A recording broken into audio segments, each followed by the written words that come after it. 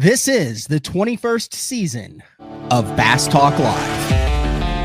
BTL is presented by Bass Cat Boats, Strike King Lures, AFTCO, Pro Guide Batteries, Spro, Gamakatsu, The Bass Tank, Denali Rods, Beatdown Outdoors, and Sunline.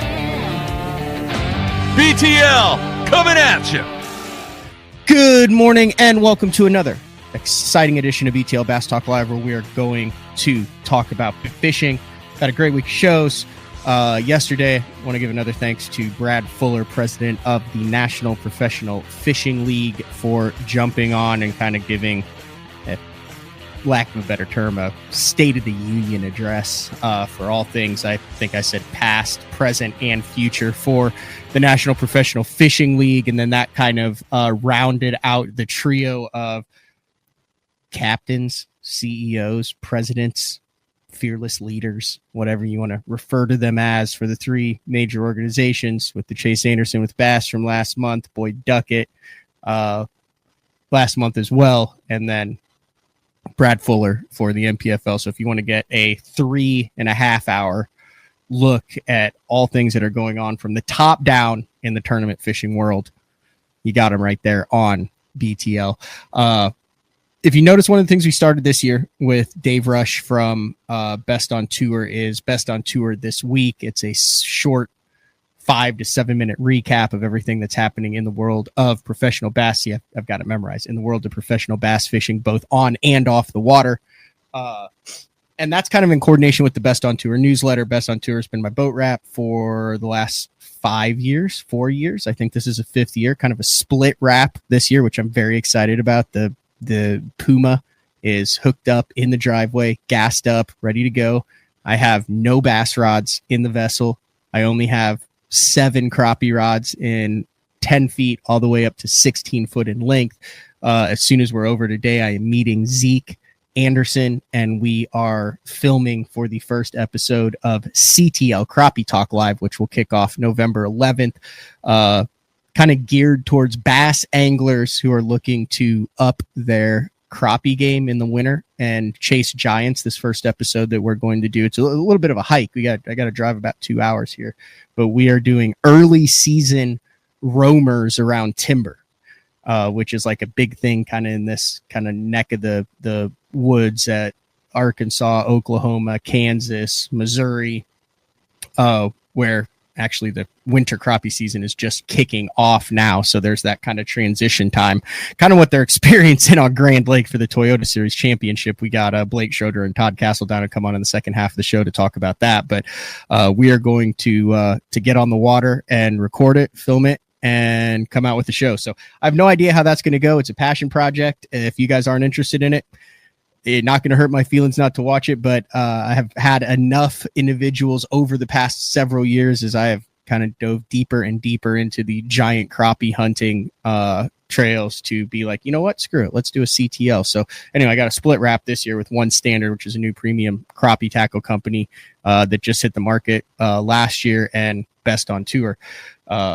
I say all that to say this. One of the cool things that Best on Tour is doing with another individual who is behind and kind of in front of the scenes is Jordan Babcock, who's been with Best on Tour since the beginning, and he had kind of a brainchild to do the BOT Awards. Now, I know that there's a number of other organizations and podcasts and stuff that do kind of like the year-end awards, but Jordan took it a step further and really went into the industry, not just on the water, but off the water, kind of what Best on Tour is known for. So for the first half of the show, we're going to bring Jordan on, and we're going to walk through the BOT Awards that, if you are watching or listening to this, you have a chance to vote. And I better bring Jordan in to make sure this is correct. What's up, Jordan? Hey, man. How's it going? You have a chance to vote, and then if you vote, you have to submit your email address there. You are automatically entered for a $200 prize pack from Best on Tour. That's all you have to do, is go on and vote for the categories. Right. Yeah. Just go through the categories, vote for as many or as few categories as you want to. I mean, there's like 20 of them. So if you're going through and you decide, I have a really strong opinion on these, but I'm going to leave these blank, that's fine. You don't have to fill them all out. But yeah, after you're done voting, just submit your email, and we will draw from those lists of emails and send out here in a few weeks after the votes are done who wins the $200 prize package. So. Now, we talked about this a little bit over the past month or so. There was an initial round of voting where it was kind of open, where viewers and listeners of the Best on Tour newsletter, which goes out to tens of thousands of individuals across the country, could vote for all of their categories. You then got with the other people behind the scenes, Best on Tour, tabulated all of those votes, came up with the top 3 for each of those categories. Those are the final votes, and the voting is now open. The link is in the YouTube description of the show. You can also go to bestontour.net, click on the top right corner if you're on a PC or on your cell phone for the Best on Tour awards, and that is open through November 24th at 11:59 p.m. All the details correct there, Jordan? Yep, you nailed it. We opened nominations for a couple weeks, and so those were just open-ended, right? Like, hey, here's the categories. Who do you think should be nominated for this?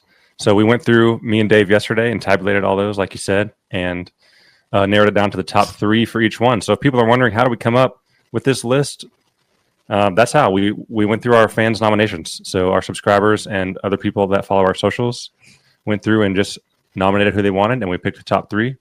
And those are who we're going to vote for. So I'm curious to see how these turn out. There's a lot of really good categories and a lot of really good names in here. So I'm really excited to see how these turn out. And actually, let me mention really quick, Matt, you have seen a sneak peek of this, but this is what we're after here. This is the Best on Tour Award medal for this year. Very nice. This is custom 3D printed. So if someone wins one of the categories, you're going to get one of these medals. So that's kind of cool. Something a little bit different. And I think it kind of just makes it a little bit more exciting to have an actual physical award to go with it. So, yeah, I'm excited to see how this turns out. Talk a little bit about your background. You've been in the industry for a long time. I think, have you been on BTL before? Like for a segment? Maybe just for a second, like at ICAST or something. A while, but a lot. Well, everybody who is watching this show has seen your work. Primarily you do a lot of the boat wrap designs for Elite Series and BPT guys, and my boat as well for the last 5 years. But did you go to school for that? Like, do you have like a degree in like all that stuff, or is that just something that you kind of have picked up along the way? Yeah, I do have a degree in graphic design. Okay. So that's kind of my background is graphic design. That's kind of been my title over the years. So yeah, you've seen my work on boat wraps. You've also seen my work on a lot of packaging. Actually, is probably another one of the bigger public-facing things that I've designed. Like, I've got packaging designs that are in Cabela's. Give us a package, something that they could walk down the aisle and see it, or have seen in the past where they were like, "Oh, that's Jordan's work." Yeah. Well, the most recent one would actually be One Standard. I helped out with the packaging for that company.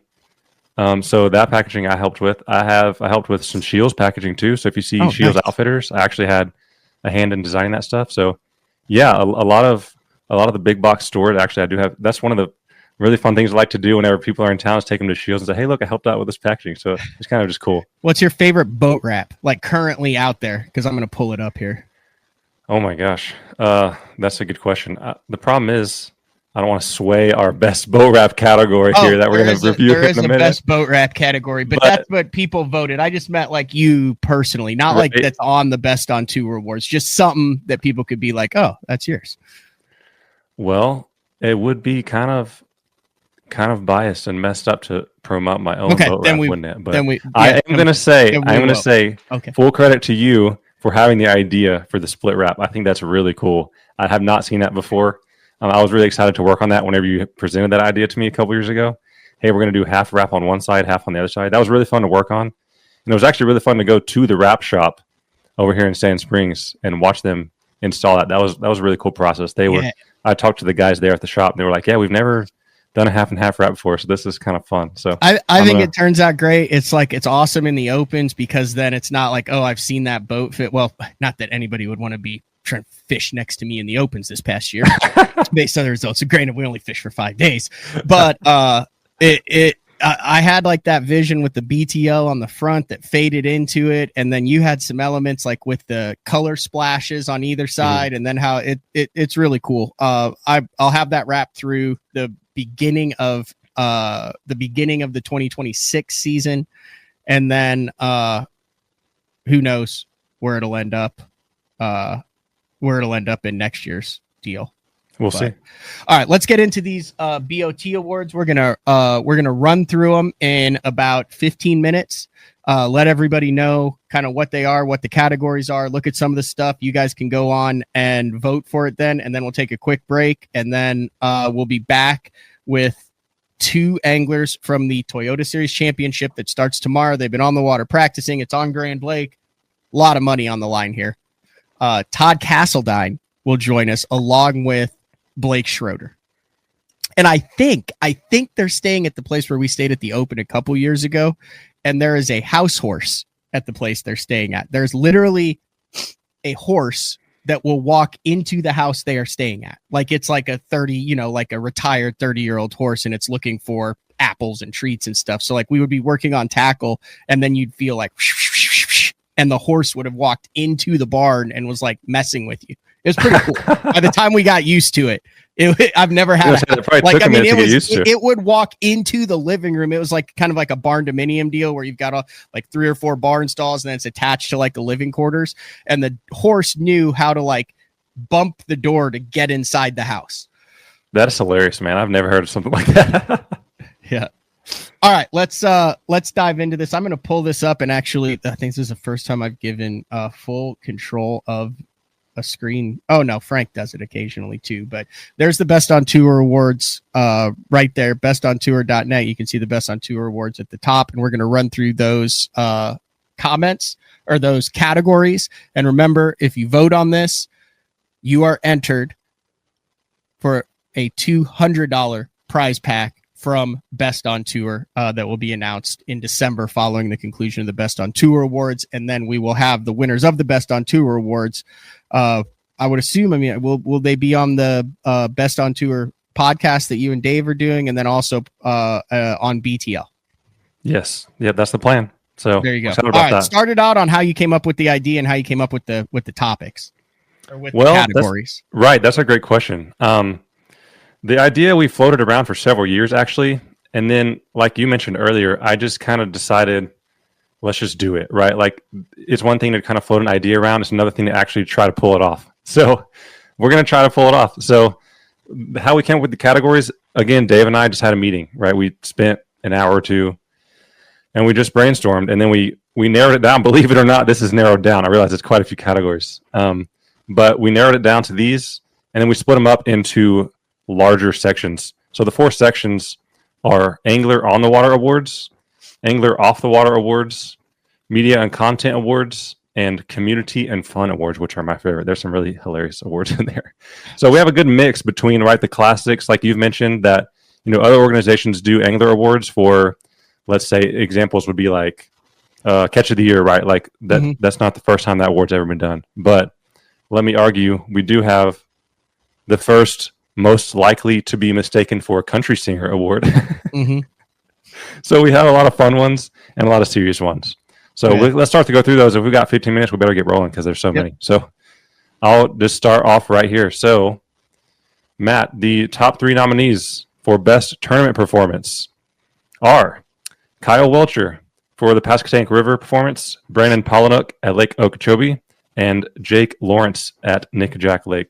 Matt, what I'm going to do on here is I'm going to just read these off and then kind of let you give a breakdown / reaction to what your thoughts are on these nominees. Okay. So like I said, all those nominees for those are for those are voted on by the Best on Tour listeners. Correct. So yes, those were nominated. Did it? That was, the original form, which I know a lot of people who are listening to this voted on as well. You got to basically type in. It was like a write-in ballot for it. So these were the top 3. Pasquotank, Kyle Welcher literally could have stayed at home on the 3rd day. It was the biggest winning margin of weight. It was the first time they'd been there. He did it close to. It was the most dominating win bar none in Elite Series history. A lot of people hearken it to shades back of Timmy Horton when he was at the boat dock eating pizza. He didn't even have to launch his boat. He would have finished in the top 10 with 2 days compared to everybody's 4 days of competition. Brandon Polinick, Lake Okeechobee, coming off a year where he didn't make the Bassmaster Classic on a stingy lake. I wasn't planning on doing this. So this is off the top of my head. So if this is wrong, bear with me.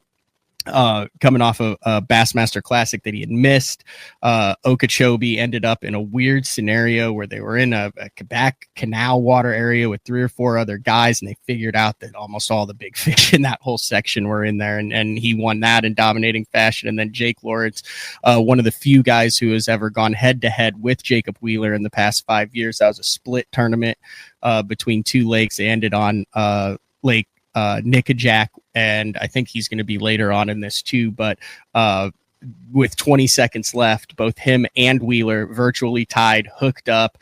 Jake Lawrence got the fish over the gunnel with 10 seconds left. Wheeler broke his off when he tried to boat flip it as time expired, and he beat Wheeler by less than a pound for his first BPT win. So those are the 3 best tournament performances. Yeah, really great choices there. Next category we have is Breakout Angler of the Year. Oh, you're really going to test me here, but I'll give her a shot. Well, that's the thing, right? Some of these were somewhat open-ended topics too, right? So, what do you consider a breakout angler? So the 3 that we came up with based on the nominations were Tucker Smith, Pat Schlopper, and Banks Shaw. Yeah, Tucker Smith obviously jumped onto the scene with what he did in high school, fishing 3 high school national championships back to back. Went to Auburn, won a national championship there. Probably most notable for the U.S. Open, Johnny Morris's U.S. Open win, where he won $1 million, or actually $500,000 there on Table Rock Lake, and then made the Elite Series through the Opens, Rookie of the Year. Dominating victory in his first season, over 120 pounds on Lake Fork, using a variety of different tactics, a jig, a spoon, a big minnow to win an Elite Series. He ran away with the Rookie of the Year. He made the Classic, and he won an Elite Series all in his first year, kind of the chosen one for the last 5 years, reminiscent of Jordan Lee. Pat Schlopper, blue collar angler, Wisconsin guy. Really, honestly, I think he's also in this next category here too, but one of those guys that you need in the sport, who cashes checks, who shows up, who takes care of his business. But this year he came out, he won 2 Bassmaster Elite Series events, Sabine River, obviously the most noted one with the buzzbait and all that stuff. And then Banks Shaw kind of came out of nowhere with the most dominant performance. Yes, more dominant than Brian Thrift, more dominant than David Dudley's season, more dominant than an Andy Morgan season on the MLF Pro Circuit, which was the MLF Invitationals at the time. I think he top 10'd everything and won that entire season in going away fashion, including a victory there. So those are your 3 breakout anglers of the year. Great choices. Next, for comeback of the year, the 3 nominees we have are Pat Schlopper, Bill Lowen, and Russ Lane. We already talked about Pat Schlopper with the comeback angler of the year. He got those wins. He did over roughly $250,000 in earnings for that.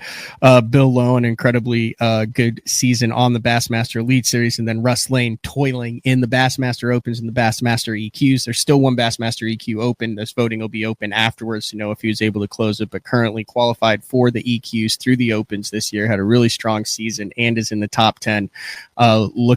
He's by far the oldest guy that's in the top 10, but I mean, the guy's been to multiple classics, fished on every single tour that you actually can. So kind of a cool comeback story of him getting and looking to get back into the Elite Series in 2026.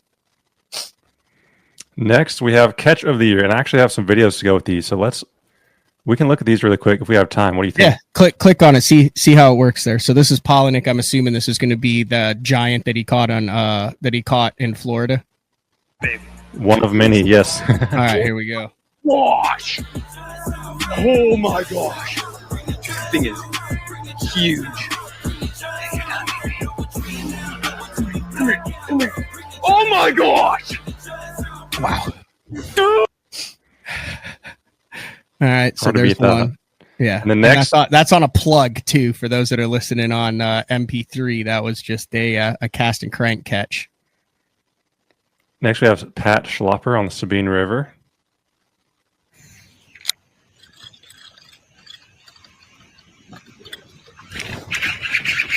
Good one.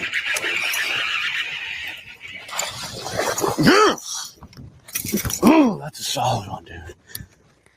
What I like to point out on this one is, man, that is just a picture perfect cast, right? Like when Yeah. you pull a buzzbait between those two sticks, you're like, there's got to be one there, and there actually was. That was great. Yeah, that was a hell of a cast.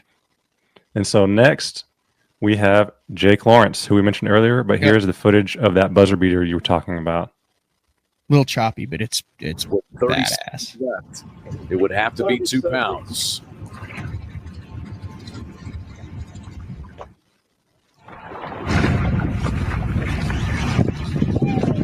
Lawrence is hooked up. Has to have it over the gunnel of the boat before time expires. It also must be 2 pounds. Lawrence gets it in. He'll get it on. Jake Lawrence Are you kidding me? at the wire. It really just To happened. have this one over the gunnel of the boat. Time has expired. And then time runs out as Jacob Wheeler's reeling one in. How insane is that? Yeah. So that's our catch of the year. Those are our 3 nominees. Yeah. Great catches. Next, we again have some quick videos here. Best celebration. We've got Gerald Swindle, Easton Fothergill, and Pat Schlopper. What's the matter, G? You got it. You got it, baby. You got him. You got him, baby. Through the metal.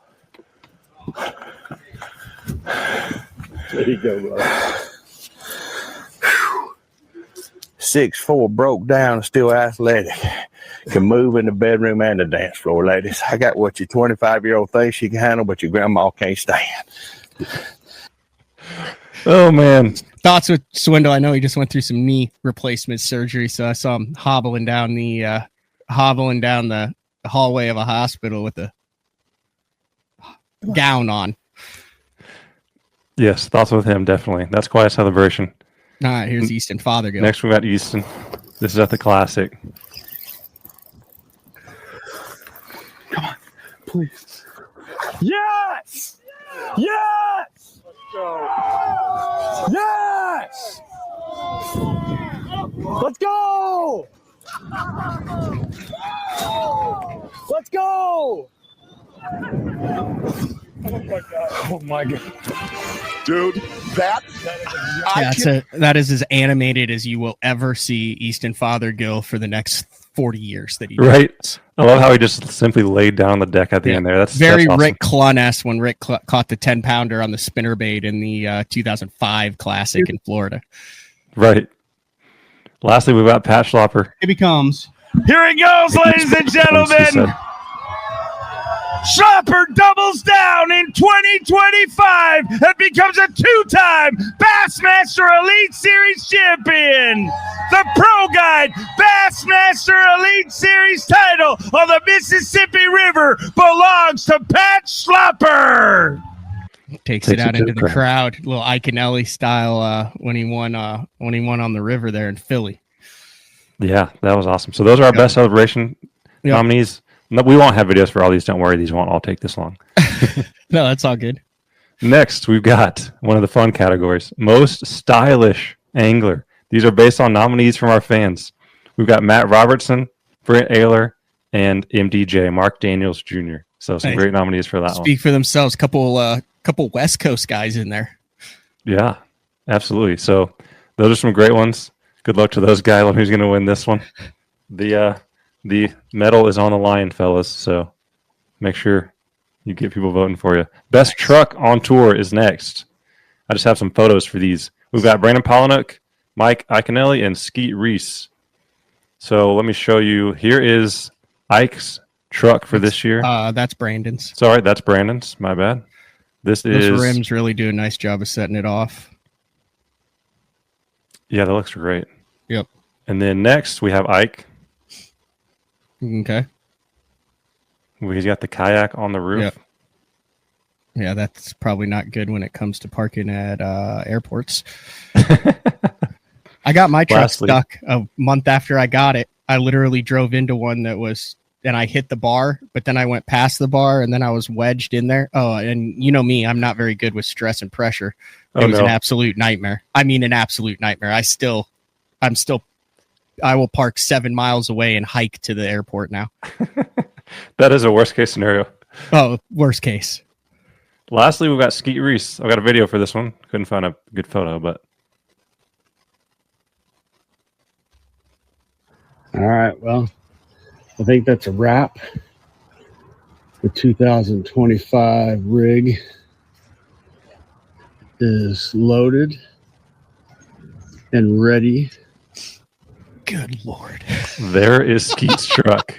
Yeah. Good Lord is right. I don't know what Eddie else to say. retired this year, so maybe you can cap off the career with the Best on Tour award. Right. Maybe so. Hey, that'd be a career defining moment. Absolutely. So those are the best trucks on tour according to our fans. Vote now. Next, we have the best boat wrap. So first, I'll pull up Lee Livesey.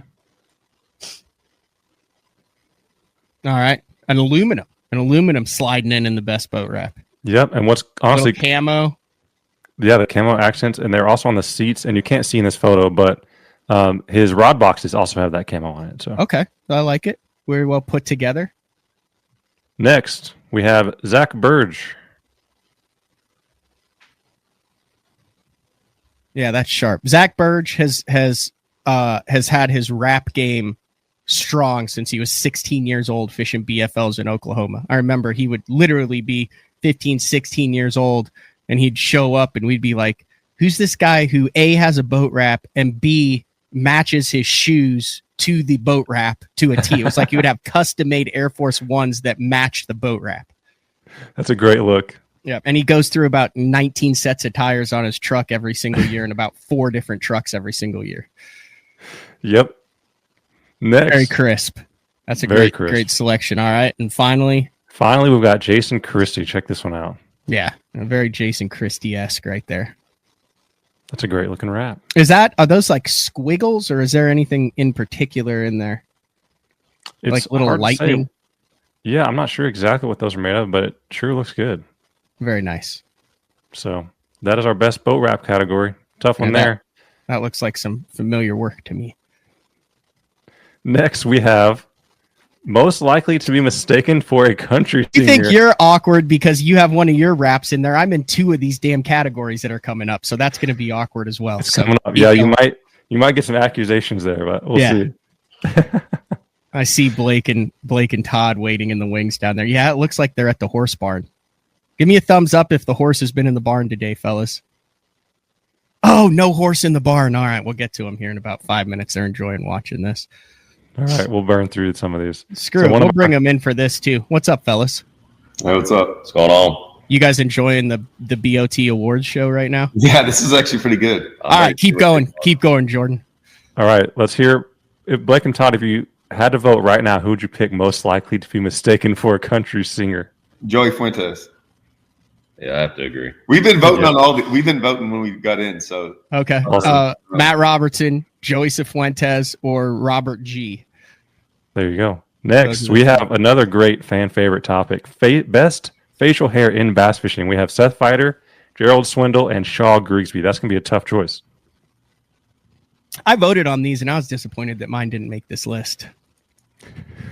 But like I said, tough competition because the Best Outdoor newsletter goes out to over. I mean, it goes out to. I don't even want to say a number. I know it's about 40,000. Yeah, over 40,000 people. So Seth Feider, Gerald Swindle, Shaw Grigsby. I could tell. in hair, it's Seth Feider. Yeah. But this is facial hair. I know. I can tell Todd wants to just jump in on every single one of these. I can see. Yeah. Hey, we're happy to hear. Anything else above here that you wanted to throw in, Todd, before we keep going? Tournament performance break. Okay. Keep going. All right, we've got next best bass fishing magazine. So these are we're going to move on to the media and content awards now. So these are going to be a lot of different media outlets. So first, we've got best bass fishing magazine. The nominees are Bassmaster, Bass Angler Magazine, and Western Outdoor News. So a lot of good articles in there. Kind of speaks for itself there. There's a lot of the magazines that are no longer going to print. I think MLF went to all digital. Yep, I think you're right. So we've got a few to pick from here. Lots of great ones. Next, best bass fishing writer. We've got Jody White, Craig Lamb, and David Brown. Lots of all great selections. bass Jody fishing White writers. currently covering the tournament that you guys are at right now. Todd and Blake. Craig Lamb recently, actually just in September, inducted into the Bass Fishing Hall of Fame, over 30 years with BASS, and David Brown, longtime writer. There's a number of guys that could go in this group, but this is a good group of guys right here. Next, we have a totally not rigged nomination for best bass fishing podcast. And seriously, these are all based on nominations from our subscribers. And the top 3 we had are Bass Talk Live, Mercer, and Bass After Dark. There's a lot of good podcasts out there, and these are the top 3 according to our fan nominations. So I'm just saying, I would love to have a Best on Tour awards next to my double gold medal for Team USA. Like I said, hard to say which one would be more sought after. Yeah. This could be yours. We'll see. Next, we have best bass fishing YouTuber. Ben Milliken, Scott Martin, and Brandon Polinick. Todd, any thoughts on these? I don't watch YouTube.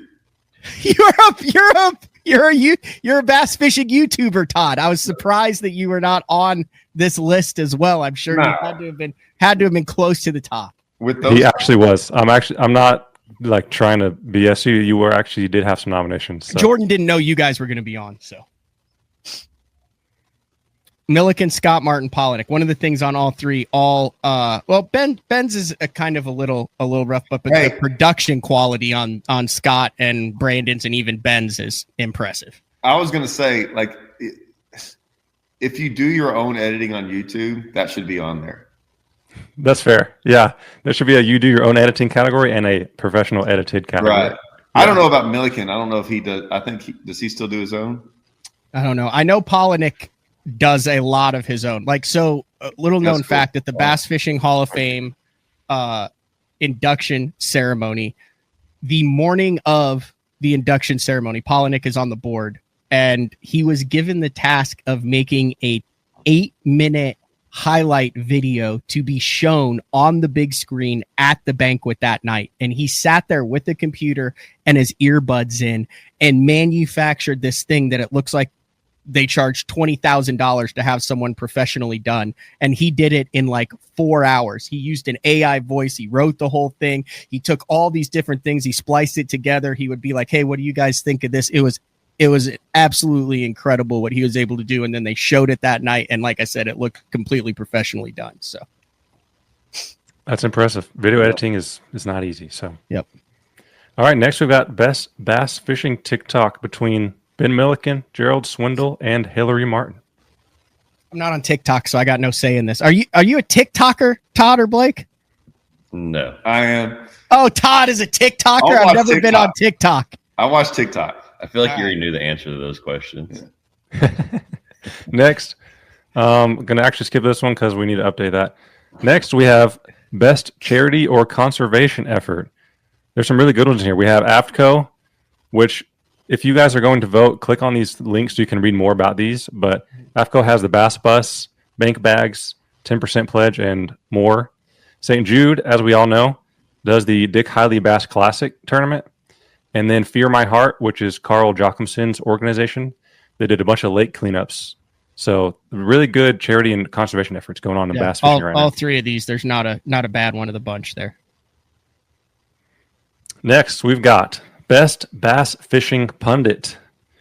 And, for my own sake and for the viewer's sake, let's get a dictionary definition of a pundit.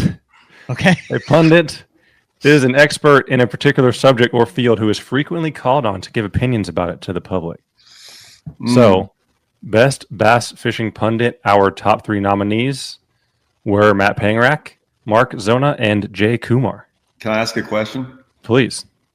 Who actually went around and figured out the word pundit to put in there? Because I feel like by definition, this is a pretty easy one. But it felt like there could have been a lot of things in place of pundit. And then it's like, I feel like Matt went around like, or maybe No, I had no idea about these entire things. This is 100% Jordan and Best on Tour. Like, okay, this, so I was like, I am fulfilling my Best on Tour obligation by having him on the show. This is not a call to get the medals, but I'll take it. I'm honored to be on that list, and there are 50 other guys that could also be on that list.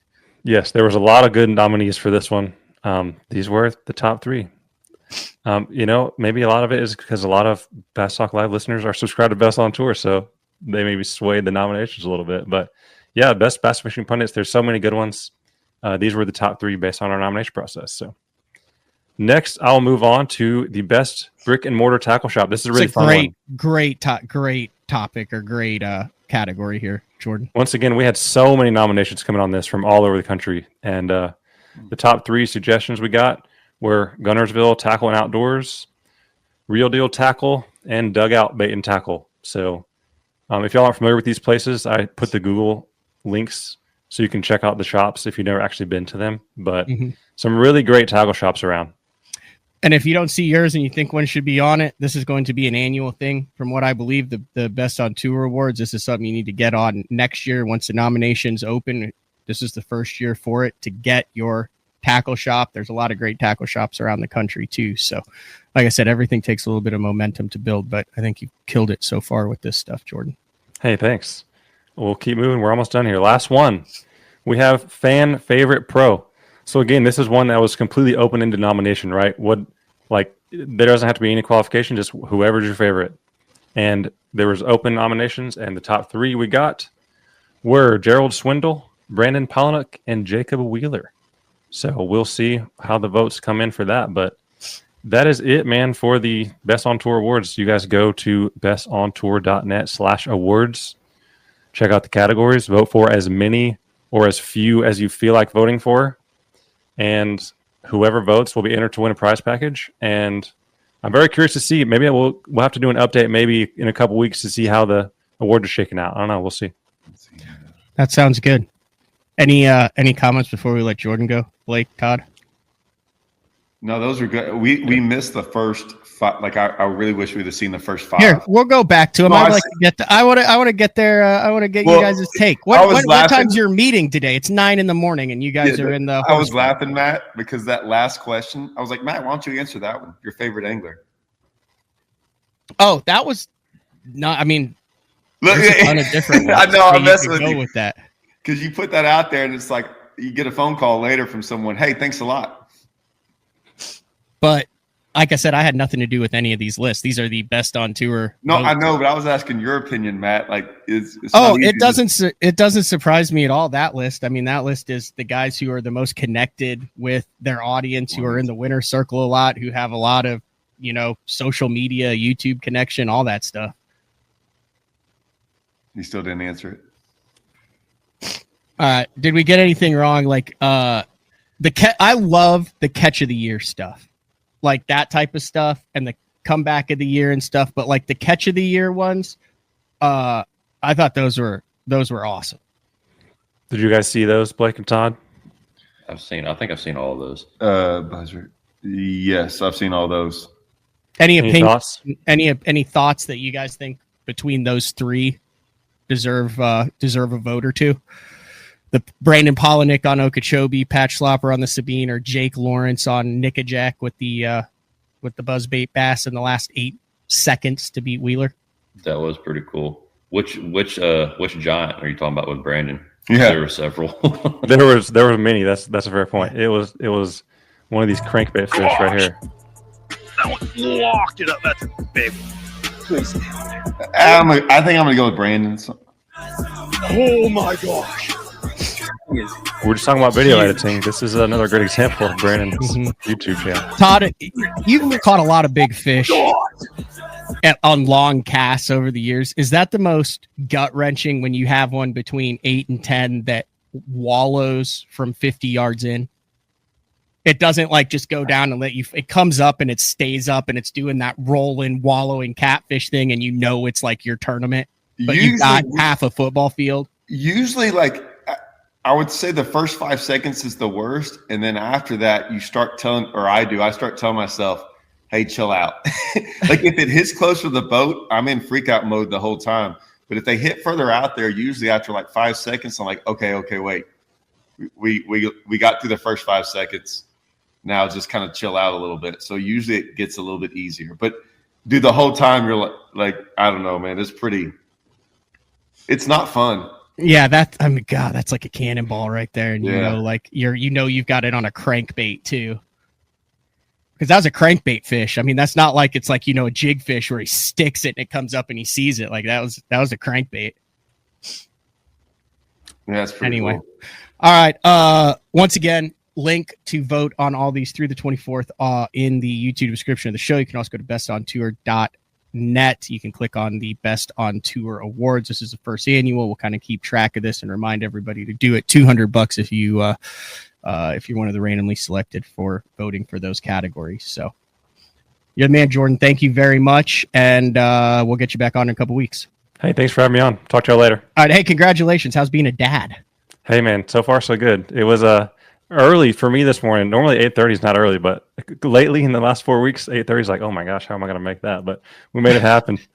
And Nice. Hey, congrats to you too on the wedding. That's exciting stuff. Thank you. For both of us. Thank you. Yeah, we got through it. Now we're back in the swing of things. She's flying and I'm doing the show again and headed fishing. So Amazing. Well, I appreciate it. the only thing that I found so far is when I'm tying my braid to fluoro knots, I've got one of these silicone rings right here. And like when I go like this, for some reason, like this finger sticks on the silicone ring and I can't like make my turn on it. So I have to like take it off to do my wraps. 100% good. What are you laughing at, Todd? That's a serious problem. That is a serious problem. Do you have a rubber one or like a tungsten one? It's fine. Like I don't have a problem with it. You haven't had a problem with your middle finger sticking to the ring finger, like when you're trying to do like elaborate knots? Yeah. No, because I do it with my right. It's right-handed. You're gonna have to relearn all of your knot tying now, Matt. You're in trouble. I know. All right. Thanks, Jordan. See ya. All right. That was cool. I'm glad you guys are on that. What are your I mean, that's cool. That's like one of the most comprehensive lists that I've ever seen. So Yeah, I thought that was pretty good. Yeah, it was. yeah. And that's, like I said, this is the first year to doing it. One of the cool things is Jordan's been in the industry. He's done a lot, and that'll get tweaked and get better for every year to come. But screw the break. Let's just jump into it. You guys are at the horse barn, right? Or is it a different one? Dude, this is like, I don't know. Is this where we stayed before? Oh, no, this isn't where we stayed before. This No. is awesome. Oh, my gosh. Oh, yeah, like we're driving in. I thought you guys remember where we stayed, where the horse would come into the house? I thought that was on Eufaula. That was on Eufaula. Oh, that's a totally different lake. No, that wasn't Eufaula. God. It was Yeah. Yeah, it was. okay. Yeah. Was it Eufaula or was it? Oh, yeah, it was Eufaula. You're right. Do you guys remember that, though? Like where we'd be working on tackle and we'd all have it, and all of a sudden there'd just be a horse hanging out? In the house. They In the you had- house. You remember we had to close the door and come in the house. Yeah. Is that a VRBO you're at, or is that a No, is this that a hookup? this is our buddy Cowboys. Oh, okay. And so me and Russell stayed here for the tour a couple years ago, and then he built this thing, and he's like, "Hey, I got a place for y'all." And I'm like, "He's like, you're just gonna drive your truck and boat right into it." Show me the floor on that again. That's like a polished, finished floor and everything. Oh, yeah. It's the real deal. And then there's just like a little kind of like barn dominium apartment that's attached. Yeah. Oh no, that's Yeah, the there's a- kitchen and everything there. There's a 2-bedroom. With a living room. Yeah, like a living room. Like Does he rent that out, or is that just for buddies and pals? I heard him say something that he rented it out. So I'm not really. I don't want to speak for him, But but I think when he rents it out, he locks this up. I don't think you get. Yeah, you don't get- Oh yeah, you this don't is get that's a Todd and Blake special. yeah. So I'm disappointed. Todd, you did have a tournament last week for the wedding. Blake, I was hoping that you'd have some sort of button down. I feel like you used a lot of conditioner on the chest hair to prepare yourself to attend the wedding like that. Like it was, outside of the actual nuptials, your chest hair was probably the talk of the wedding. Yeah, I just love that. That's his one standout from his wedding right now. Yeah, he told me all about it the other day. It was really impressive. Like, did you style it, or is that just naturally how luscious and curly It's it just is? natural, man. Zero effort. Okay. Speaking of effort, the Toyota Series kicks off tomorrow. They had an off day. You guys have been on grain for the last 3 days. Obviously, not going to give up anything that, or 4 days that could impact the tournament or anything like that. But a lot of people are listening and watching and fish grand this time of year and looking at the conditions and the results of the local tournaments. I mean, are we in for a Toyota Series championship grinder the next couple of days here, fellas? Well, or Matt, is it going to I'm be a gonna tell you slugfest? Unlike the chest hair, it's going to take a lot of effort. Okay. A lot of effort. What are we looking at? What are we looking at water conditions? Has it flipped? Is it flipping? What are we talking temperature? No, I think it's fine. I think it's it's low. Obviously, the water's probably a little warmer than it should be, and then I just don't think they're doing what everyone expected them to be doing. That's the only thing. Like, I think everyone couldn't wait to get down here and like power fish. Yeah, I've been here in early October, and I was excited when I saw that Grand was in November, and it was not what I expected to be from the experience I've had in early October. So just hasn't quite gotten there. I don't think it's gotten cool enough. I think the water temp's actually rising, regardless of it being cold. Yeah, I'm looking at the weather here. 74 today, 78 with 58 for the low tomorrow. But then you want to talk about a drastic change for the weekend. You're looking at a low of 41 on Friday, a low of 32 on Saturday, with a high of 72. You guys don't fish Sunday, do you? No, Sunday looks bad. It was Sunday is 45 for the high, 24 for the low. Right. Yeah, I think that 32 on Saturday is going to be Saturday night. So we won't even deal with that. It was freezing one of the mornings we were here. It blew. So we worked out. So we're right by the lake. We're 30 seconds from our boat ramp. So I haven't hooked up. We haven't got gas all week, nothing, but it's beautiful out there right now. Yeah. It's like dead calm, sunny. Mm-hmm. Yesterday it got with it a little bit. Yeah. Was it brutal out there yesterday? I golfed yesterday, and I mean, I was like clubbing up 3 clubs and aiming into the wind and still coming up short. It's grand.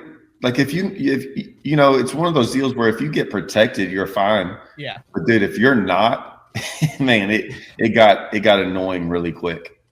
I agree. I'm looking at the roster of guys who are fishing this, and one of the cool things that has been since the age of time is the Toyota Series Championship or the Costa Series Championship or the Everstart Series, whatever you want to call it. It's got really good guys from every part of the country. You guys have both fished a bunch of these. Todd, you probably fished 10 of these, 15 of these? Probably, yeah, close to that. When it comes to diverse talent in every aspect of fishing, is there a stronger field than the Toyota Series Championship? No. We were talking about this earlier. If you look at who's on this thing, especially now, and the reason I would say that is it seems like there's a lot more younger guys that are doing. When I say that, it seems like a lot more younger guys are fishing more. Back in the day, guys would like pick a circuit and that's all they would fish. Some of these younger guys are kind of fishing the Tackle Warehouse, doing the Opens, doing Toyotas, and so they're kind of getting around in the sense of their names are being pretty popular. And so all those young guys that have done really good in the past year or two, just about every one of them's in this event. Yep. That being said, like I said, I'm looking at this. I see, Dylan Nutt in here, Marbit, Banks Shaw. Like right. You've got the best of the forward-facing guys, but then you also have the best of the guys who aren't afraid to say, screw it, they can have their minnows and their Nikos. This is a lake I can compete on without it. Are we going to see, in your opinion, and I'll talk with Blake, are we going to see, in your opinion, 10 scopers vying for this thing, 5 scopers? Is it going to be an old school deal where the guys who have big string and cover a lot of water catch it? Or how is it shaping up, in your opinion, diversity-wise? I think it's going to be a mix in the top 10. I think the top 25 go to the final day, but the top 10, I think, is going to be a very good variety. I definitely think that you can catch some better quality old school. Certainly think you can catch a lot of numbers out there doing the new stuff, scoping around with the minnows and the Nikos, for say. But definitely a combination. You agree? Yeah. The one thing I'll say is scope always surprises me. Like, I never rule it out anymore. And so if you looked at that, I'm sure you went and looked at that Anglers in Action. Yep. Okay, so did I. So when I looked at it, I was not shocked to see he was leading it right on day one. Yep. And I'm not sure. It didn't have the results of day two to see like what the day two weight was of everyone that caught it. I know 33 pounds won it, but 17 pounds was leading this thing. Yep. That is not Grand-esque, if you know. And so, and I'm pretty sure Pilcher and Warren, those guys, I'm not saying they don't scope, but I think they're old school guys. And so, yeah, they're, for those that don't know, have been dominant for the past 15 years on Grand Lake. They kind of took over for what Head and Carrier. It was like Head and Carrier and then Pilcher and Warren. There's a number of different guys in there, but when you think team guys, Grand Lake, they're for championships. They're like the guys. Yeah, they're pretty dominant. And they win like multiple boats a year. But my only thing is that like every year we go to some of these things, and then like the scope, like some of those scopers are so good, and it's I can never read it, right? I can't ever read the room on like how those guys are going to do. And I mean, we're scoping a bunch, but when you put that many guys in there, we'll do both, right? I'm going to do both 100%. But some of those guys might not, like I don't know. I think some of them will just scope the entire time. And sometimes those guys can be a little scary. But it's going to blow on day one. I don't know, it's going to blow. I'll say this. I think Grand Lake's going to fish a lot bigger with scope. If there was no scope in this tournament, it'd fish extremely small. That day one, it's going to blow, though. It's going to fish small on day one. Yeah. So it's not going to blow as hard as it did yesterday. It's not? Okay. No. It's still going to blow, though. Yeah, we gusted to like 35 yesterday. Yeah. Yeah, it was gassing. Yeah. Wind on Thursday, 10 to 15. Yeah, it's not going to be as bad. No, okay. Friday, basically non-existent. Right. Saturday, 9 miles an hour. Friday will be a good representation of the scoping deal. But I mean, we've done. I don't know. I mean, we have our opinions on it. Mm-hmm. So, let me ask you this: does 15 pounds a day for 3 consecutive days give you a shot to win this tournament? 16 a day. So 15 might not win it. I would take 15 right now and go to the house. So 48 to 52 pounds to win for 3 days. Like, it's going to be one of those things where you're going to get a bite and you're going to know instantly that you need to land that fish to have a shot to win the tournament. It's not going to be a coal fest. My only thing, like I said, it comes down to the scope thing. Mm-hmm. Is that it? Like, so I do look at like Pilcher and Warren and stuff that sometimes when they won championships down here, they'd have like 26 pounds on day one. In second place would be like 17 or 18. So those guys are usually, that's the litmus test of like watching those guys be able to find big ones. Mm-hmm. I don't think anyone's finding big ones fishing traditionally. I think scoping is really hard to find really big ones. But that's what I'm saying. These guys are so good. Maybe some of them looked at it. There might be 1 or 2 guys out there that just come to Grand and look at it totally different than all of us. Mm-hmm. And that's all part that like, he walks in going, I'm catching 4-pounders every day. Like this, and he might be fishing some place that like no one. For those that haven't been to Grand though, and you scope, explain to the average guy, and you're a Rayburn guy, you're both Rayburn guys. What, you've won 3 BFLs at Rayburn, Blake, and you've won over $1 million at Rayburn, Todd. You won 3? Yeah. You're Ruben with him. He's like your best friend. How do you not know his stats? Well, because you're not one of the top 3 pundits, maybe, Todd. We both won 3 BFLs, I guess, but he always makes a comment about one of them. I think I came in second to him. So that was pretty good. Yeah. Plus, Blake is pretty humble. He doesn't sit there and say, oh, like literally, like I've had to tell, when he roomed with Matt Steffenib, I'll be like, he's not going to say anything, but he's really freaking good. And then a couple tournaments in, they were like, that Blake's really freaking good, isn't he? And I was like, yeah, I told you he was really good. But for those that and you guys are used to it, I say that because Rayburn I consider a dirty scoping lake. Like there's a lot of stuff to look at. Like you can drop your trolling motor anywhere in that lake and you're going to see something swimming. Grand is one of the dirtiest scoping lakes that I've ever seen. Like it's like there's something every 5 feet on Grand and you're like, what the hell is that? What the hell is that? Like, is that been a thing for you guys too? Like, is there a lot of stuff in the water this time of year? Yeah, but it's a lot easier than I thought. Okay. I think a lot of the trash is grouped up. Yeah. So, I mean, there's a bunch, like the big stuff is easy to see. There's a bunch of small stuff. And I mean, the bass are kind of, this place has got a lot of bass in it, man. Yeah. They're really schooled up a lot of times. So like you can see schools of like 50. Now, I'm not saying none of them might be over 2 pounds, but I'm just saying like I was really shocked at, I was saying something we were talking about when we come here, if you just go fishing, you don't catch that many small ones. Like you usually catch really good ones. Man, if you go scoping, you can go out there and catch 50, 60 a day. And man, it's still trying hard to catch a keeper. Like there's a lot of fish in this lake. That's good for the future, Grand, though. Yes. Yeah. Very good.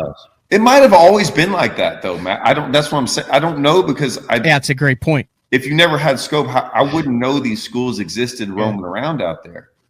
And you don't catch them the traditional way. So maybe it's always been like that, but now I understand why there's so many bass in Grand. Let me ask you guys this. Can this tournament be won with a couple spotted bass in your creel? Oh, yes. Absolutely. Yes. Like the day one, we both were talking about how the fact when we were like, I was like, hey man, I caught like a 2.5 pounder. He's like, yeah, so I mean, you can definitely, they're big, thick ones. Matt, what's a big spotted bass out here? I mean, it's just like Oklahoma. It's like anywhere else. I mean, we're not talking Coosa River spots here. I don't know. I mean, 3-pounder. I think a 3-pounder anywhere in Oklahoma, regardless of where you're at, whether you're at Texoma or Eufaula or Grand or 10 killer or anything. Like in my mind, Oklahoma as a whole, if you catch a 3-pound spotted bass, you're doing something. Dude, if you weigh in at 2.5, if your smallest fish every day is a 2.5 to 2 3/4, chances are you got over, spotted bass. You fished everywhere in Oklahoma. Wouldn't you say a 3-pound spot is there's no one that's going to not be disappointed with the 3-pound spot anywhere in Oklahoma? Yeah, like I said, if your smallest fish is a 2.5, 2 3/4 pound spot, chances are you got well over 15 because you probably got some 3.5s and 4s and stuff. So I mean, yeah, trust me, I have been marking any spot that I have caught a big spot on. You guys want to know a fun fact? At a college event in 2007, me and Chip Porcher weighed in a 5 bass limit of spotted bass on Sam Rayburn. And we believe that we hold the smallest 5 fish limit ever weighed in on Rayburn for 4 pounds, 15 ounces on 5 spotted bass. Nice. In a spring tournament when it took over 25 to win. We Carolina rigged those suckers up on a Zoom speed crawl. You probably culled 50 times to get to that weight. Oh, yeah. Oh, we hosed them. We thought, and the beautiful thing is we caught an 8-pounder in practice and didn't realize that it's because that sucker was eating the spotted bass that we ended up weighing in. And we were like, oh, surely one of these will be a big one. We ended up with 5 12.25-inch skinny spots. Dude, y'all deserve a medal for that. 415. The tournament director was legitimately impressed.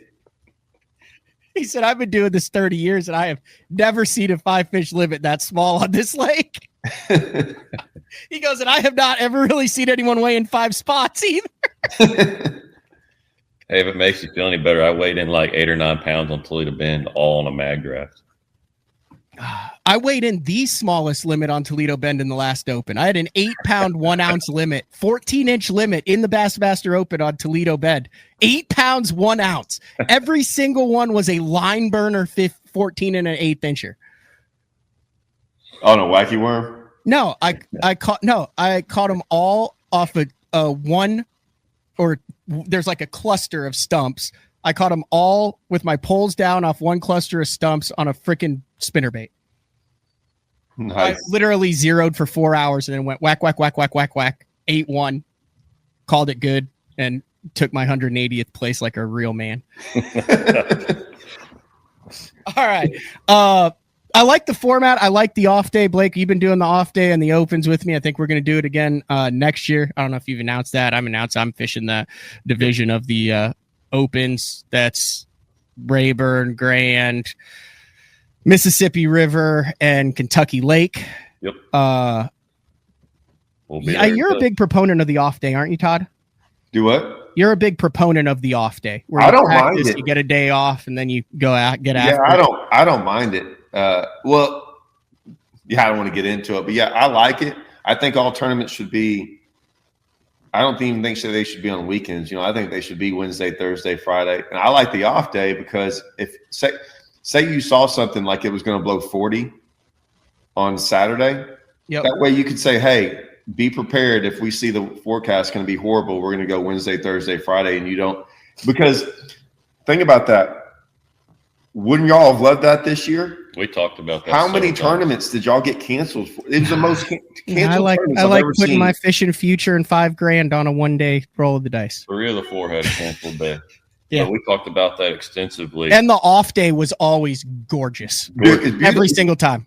Right. So I always said, man, have an off day. And then if you see the forecast coming, that way you could you could use that off day and be like, guys, prepare for the off day to be a tournament day if the weather looks bad. I don't know why they don't do that. It makes perfect Logistics, sense. I think. You have all the volunteers that are set up to run that. You got the police that are doing the deal. You got the volunteers that are running the fish and the weigh-in stage, and the Chamber of Commerce that wants to have their booth set up for the fans that are coming. Matt. That doesn't affect me. You just ask why. I'm not saying whether they shouldn't do it or not. I'm just saying why they do. I know it's a lot, but still,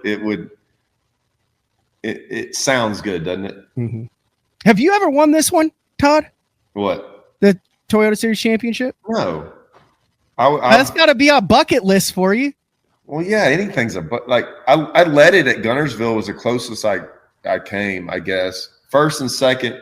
I was first on day 1, second on day 2, and then bombed on day 3. So I guess I don't know if that's close, but is that the only trail that you've fished? I mean, outside of like the FLW tour, that you have fished this long without winning the championship in? Yeah, it would have to be because you've won. I've won everything. I've not won other championships. Championships are hard to win. Yeah, they are. Have you won a lot of trails? I haven't won that many championships. No, I was trying to give you some props there. No, it backfired. I think a lot of people sleep on this tournament. I mean, it's up there, payout wise, up there with the Classic and Red Crest. I mean, especially for what it takes to get in. And if you win, you make Red Crest, right? Yeah, if you win. So there's an additional chance at $300,000 and another guaranteed $10,000, I think, on top of that. And I mean, yeah, there's a lot on the line in this tournament. Yeah, for the person that I qualified through the wild card because I couldn't fish a single division this year, so I went to what a fish. I can't remember, Kentucky Lake, Eufaula, Champlain, and Gunnersville, and got in. If you want to fish another trail or you don't have time to fish one, you can always pick 4, and as long as you're in the top 25 in points, you can get in. I mean, a lot of people sleep on this, and my opinion, it's one of the top 3 tournaments in the country. To fish 3 events and qualify to win $200,000, but it's not the $200,000; it's the top 10 because that top 10. I think I'm assuming this was how it's always been the last couple of years: 10,000 in the top 10, and then the extra bonus 10,000. Yeah, if you are the highest finisher qualifying in your division. So I won that. I won that one. So like at Gunnersville, I won like 26,000, something like that. I mean, yeah, and it's free. It's actual true. Yeah. Some championships aren't, but this is an actual true free championship, 3 tournaments to qualify. They have a banquet for you. They feed you. Yeah, they're going to feed us. It's a pretty cool presentation. It's like I said, it's very underrated. It was March 6th, 2021 in the at Rayburn when you had 26-6 Blake and Todd was second with 23-9. God, by a big margin. Oh, man. All right. I appreciate that, Matt. Did you have any opportunities to make that 3 pounds up there, Todd, that day? Or no, I wasn't doing all that good. And belt to ass. I freaking smoked on them in about an hour. And so no, I was pretty happy with it. I think you've told me about that one, Blake. That was the one where you just rolled up and it like you knew it was special and it just continued to stay special for a brief moment and it was just whack, whack, whack, whack, whack, whack, whack. That was the first one. This one I had to work for it a little harder. Okay. They were pretty hard to catch. And then I came back later in the day and caught the one that probably put me over Todd. Who weighed in first? Like, were you in the lead and then Todd came up shorter? Was Todd in the lead and then Blake came up? Yeah, he was leading. I was leading. Oh. All right, fellas. He's never came in second to me, though, so. Yeah, I don't fish a lot of tournaments you fish. Oh, man, whatever. All right. Good luck. Have fun at 250 boats, so at least you're taken out of No. 174 is what I heard. Oh, it's only 174. Like, I don't know if guys didn't show up or what happened. That's just what I heard from I was at the service crew yesterday talking with all the guys from Garmin and Power Pole and all them. And that's what one of them said. So don't hold me to that, but that's what I overheard. Oh, interesting. So, let me ask you this before we end. Will there be a bag weight over 20 pounds in the tournament? God, I don't know, man. I mean, I would. That's like asking. I mean, you would think so, but it sure didn't look like it last weekend. That's with 2 guys. Now, granted, they had to deal with 2 guys. Do what? That's 2 guys fishing too. That's 16 hours. Yeah, but they had to deal with all of us out there. Yeah, but which we talked about. It's not like we saw any of those guys hardly. It was weird. Like, Grand is one of those lakes that has I feel like a Rayburn, Toledo Bend, whatever. It does not matter. Like, even when it's tough, someone sticks them. Like, I can't tell you how many times on Rayburn you've seen 30 pounds win it, and then second is like 19 or 22 or something like that. It didn't happen this past weekend. I know, but here's what I'm saying. Grand is just looking at the weights and having fished it for so long, it is baffling how many 4-pounders are in Grand for how hard it is at times to catch 20 pounds. Like, the 4-pounder to 4-pounders that eat your stuff ratio at times is shockingly low for a lake that has that ability that you see takes 22, 23, 26, 28 to win sometimes. I'll be honest. I haven't put a 4-pounder in the boat in 4 days. Blake has. He's not saying anything. Look at him. He's just looking at the screen. Maybe I shake more fish off. Maybe whatever. I'm just telling you, I haven't. Sometimes you throw some baits with hooks on there, but I haven't put a 4-pounder in the boat. I'll say this.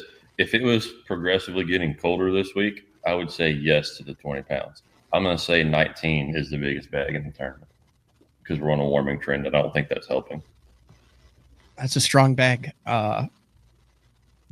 Check Todd out. Todd, Castledine Fishing, goes live every week with insightful guests and comments. We'll also have recaps, daily recaps, Todd. I'm not doing them this time. Just a overall recap of his. I was just doing stuff with Blake. Okay. Thoughts and opinions. And then Blake Schroeder is working on expanding his social media presence. Why don't you hit us where everybody can follow you at, Blake? Just Instagram, Facebook, but follow me and Matt on the Opens next year. It's going to be a fun year. Weren't you like on the cover of some big ass magazine recently, Blake? Yeah, at East Texas, Life and Land magazine. Pretty cool article. What are you? I missed that one. Yeah, Todd's never been on a magazine article. How do you know? Because you told me. What? I've never been on an article or a cover. What was the name of it, Blake? Life and Land magazine. It was a spring edition for 2025. Do you have that framed? Not yet. Dude, I've been on the cover of Lake Matt What's it called? Oh. Lake Caster on Rayburn. Wow. Hey, big time in it right there. That used to be big time. Yeah. When Bass and Bucks and there was at least 9 pages in that thing. Yeah, that was a big deal. Big deal. You ready for this? Huh? Oh, Are you ready for this, Todd? He's about to blast me. What is this? Is it sticking out? Oh. He needs, hey, Matt, get him to cut more of a V cut right there. Hey, we got to get him to get that V cut right a little there, deeper. like You need a deeper V cut on the tournament jersey. Yeah. I would agree on that. I'll get the You need one of those hockey jerseys that laces up. Yeah. So yes. Fishing for success with Blake Schroeder, life and land. In addition to spring turkey trips, Gulf of America shark Gulf of fishing. America. Heck yeah. I love it. This is not a joke. You can actually get this copy. The Gulf of America shark fishing, and bees, please. Bees, please. Yeah, y'all check it out. That's awesome. All right. Good luck, guys. All right. Thanks, Matt. See ya. All right, Todd Castledine, Blake Schroeder. We need to take a break. Then we're wrapping things up because I'm going to go catch a giant crappie, and I've got a long drive. But BTL on a Wednesday. Be back after this. Before there were hashtags, there were handshakes and shared stories. They gave us confidence to make our first cast and chase our dreams. They taught us to fish, and in the process, taught us about life. They taught us that success isn't just about reaching the top. It's about lifting others up. The future isn't just about selling tackle. It's about 3 simple words. Let's go fishing. Here's to the original influencers.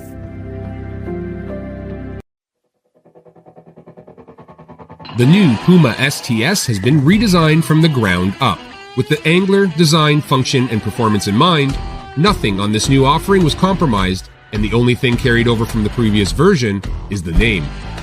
Based on the Soft Touch series hull that started with the flagship Jaguar, this new model is nimble and performs incredibly well at all speeds with either a 250 or 300 horsepower engine. Featuring a new 96-inch wide-body footprint, this hull measures out at 20 foot 7 inches in length. Industry-leading design coupled with tournament-winning performance. The Puma STS from Basscat. Feel the rush.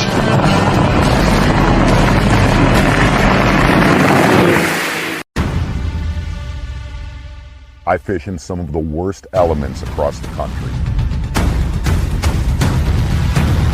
Spring, that's a giant, dude. Summer, oh my gosh. Hi, look at that thing. Winter, it's so cold. And fall. Got a big one, that's awesome. Being comfortable and staying dry is the only option.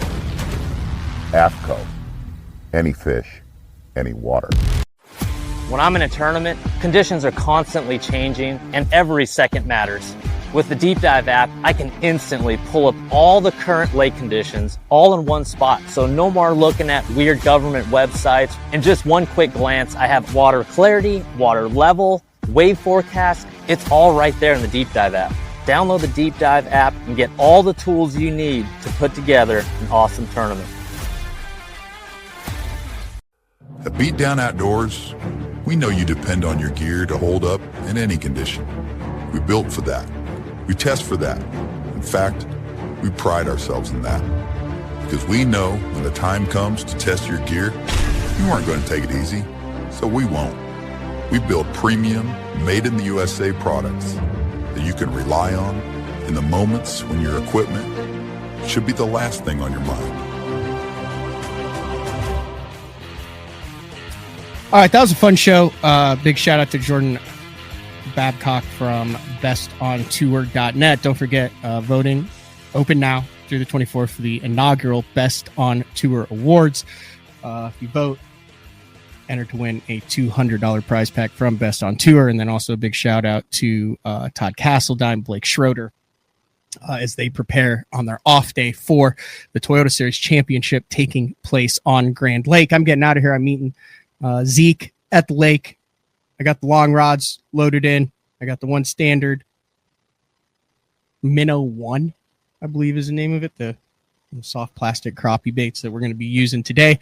I had to break out. I've got you can't see this around here. I've got all sorts of cords and cables and things that are on the table here because I had to re-break out the GoPro stuff and the cameras that I have not used in like 3 years. I literally just kind of got burnt out doing it in the opens. But I got everything in working order. So we'll see how this CTL goes. Day 4 tomorrow with Frank Scalish. Until then, we'll talk to everyone later. See ya.